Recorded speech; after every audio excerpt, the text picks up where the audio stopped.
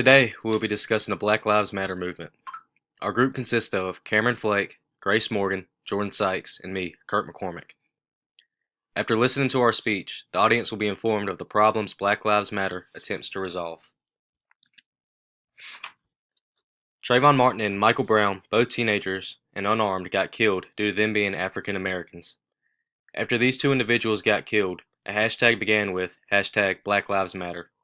It has been used nearly 30 million times in the past 5 years just strictly on Twitter, according to Delia.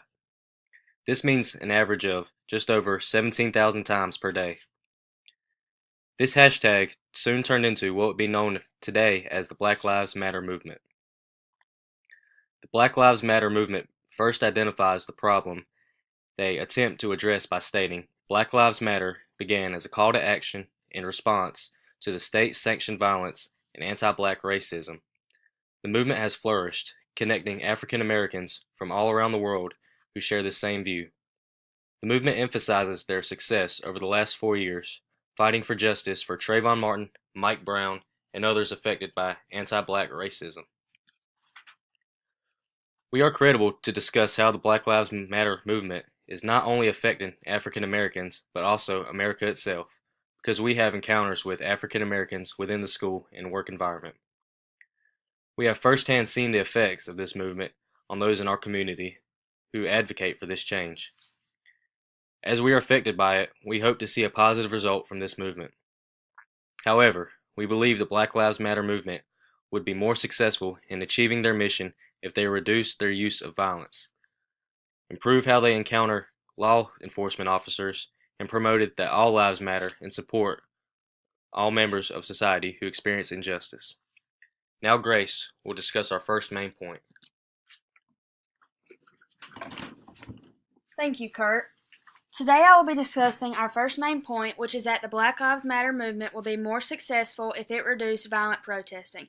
Jim Salter from AP News reported, protests near St. Louis turned violent for the second night Saturday in reaction to a white former police officer in the fatal shooting of a black man, as a small group of demonstrators refused to disperse, breaking windows at dozens of businesses and throwing objects at the police, who moved in with hundreds of officers in riot gear to make arrests.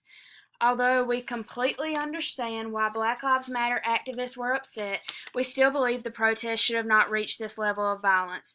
Breaking windows, refusing to leave, and throwing objects at the police only sets a bad image for the movement.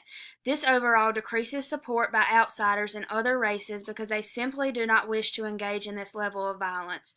Salter also reported, after the spasm of violence ended, a reporter for the Associated Press found at least half of the businesses on one side of the street with broken windows along a 2-block area. The businesses that were harmed had no part in the fatal shooting. This decreases any support that local businesses would have for the movement because their areas of work are being damaged. Salter interviewed many owners of the businesses damaged, and he reports them saying that although they believe in the mission of this movement, they cannot support violence that causes harm to more innocent people. As Martin Luther King Jr. once said, returning violence for violence multiplies violence, adding deeper darkness to a night already devoid of stars. Hate cannot drive out hate. Only love can do that. It is important that Black Lives Matter protesters do not engage in violence. The message can still be brought forward through a peaceful protest. As the chart shows, nonviolent protests are just as successful in many cases and often more successful. Although many Black Lives Matter activists fall under the misconception that violence is the only way to achieve their mission, this is actually taking away from their mission. Now, let's look at our second point. Our second main point is that the Black Lives Matter movement needs to improve how they encounter law enforcement officers. According to Everyday Democracy, assumptions may contribute to misunderstandings that exist on both sides. A 2017 poll by Pew Research Center showed 83% of Americans believe they understood the risks and challenges of police work, including 38% who believe they understood the risks very well. But 86% of the police survey said the public did not fully comprehend what officers face, including 40% who said Americans don't understand the risks and challenges of police work well at all. Although the Black Lives Matter community and law enforcement community may disagree on certain matters, it is important that members of the movement still respect officers. In certain cases, there have been times that innocent officers' lives have been put at risk due to an issue involving other colleagues. This does not directly relate to the innocent officer, so it is unfair that they are punished for the other officer's actions. Shots rang out at a Black Lives Matter protest down in downtown Dallas on Thursday night. 12 officers were shot, 5 fatally, by snipers who were reported shooting from elevated position. One civilian was also injured. In order to achieve their goal, it is important that a partnership is present between the Black Lives Matter community and law enforcement community.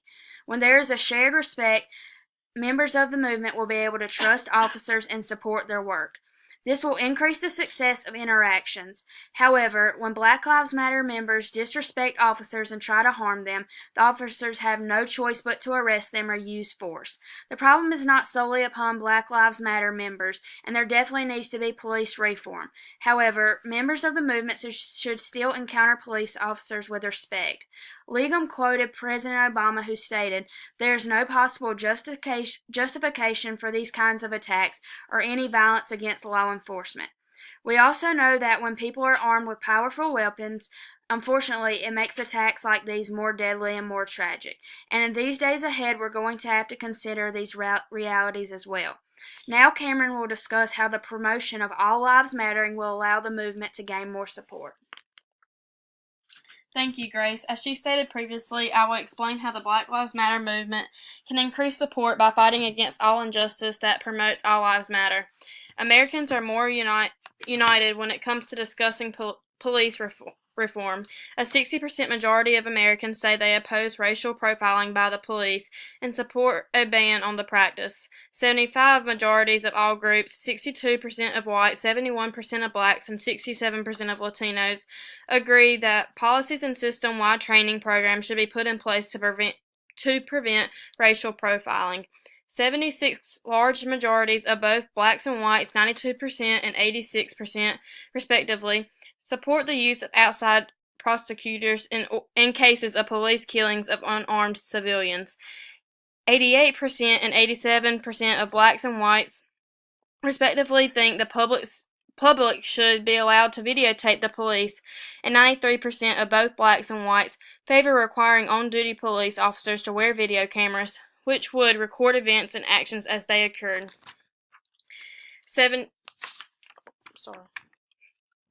The perspective argues Black Americans are not the only minority group to suffer discrimination. The slogan Black Lives Matter ignores the way that the lives of other minorities have also been treated as cheap and unimportant over the centuries. They later argue, furthermore, there is a better chance of succeeding in the fight against racism if anti-racist activists can bring an unified voice, resources, and actions to the struggle. The problem Black Lives Matter attempts to address is crucial in the 21st century.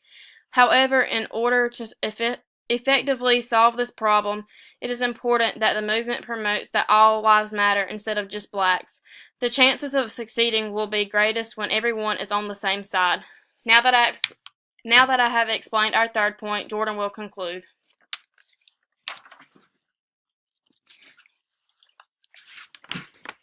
As we look back over our presentation, we can tell that Black Lives Matter is a great movement that helps improve the lives of African Americans by standing up for their rights.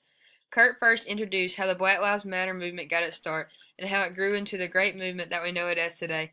Grace and Cameron then introduced our main topics and how we believe that some things could be implemented to ultimately help the group. We believe that this movement is very effective and it stands for the rights of African Americans. We believe that they could reduce the use of violence, as Grace previously stated.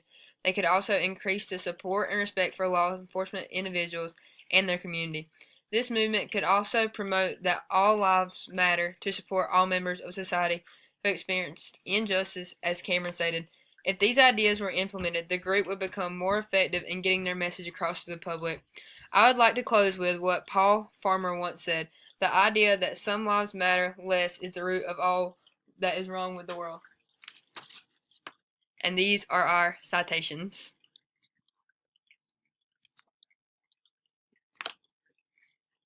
These are all the citations we use cited in APA format. Thank you for listening to our presentation, and we hope you enjoyed and learned something new about how we can improve the Black Lives Matter community. Thank you.